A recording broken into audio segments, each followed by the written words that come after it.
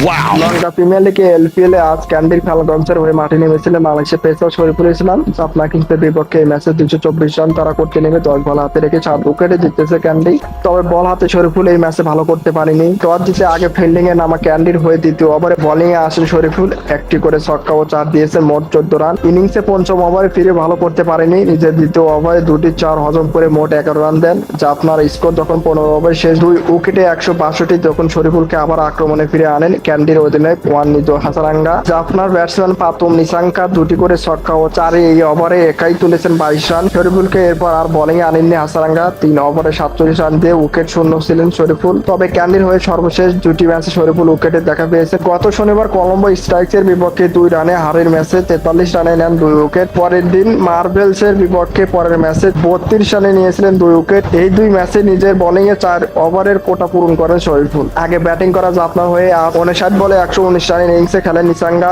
18 বলে 41 রান করেন Rilee Rossouw. 7 উইকেটে 224 রানে থেমেছে জাফনার ইনিংস। তারা করতে নেমে ক্যান্ডি জিতেছে 18.2 ওভারে 7 ছক্কা ও 8টি 4 37 বলে 89 রান। দারুণ ইনিংস খেলেছেন ক্যান্ডি ওপেনার দিনাশ চান্ডিমাল। 36 বলে 65 রানে অপরাজিত ছিলেন কামিন্দো মেন্ডি। 13 বলে 29 রানে অন্য প্রান্ত ধরে রেখে ক্যান্ডি জিতে ফিরেছেন অ্যাঞ্জেলো ম্যাথুস।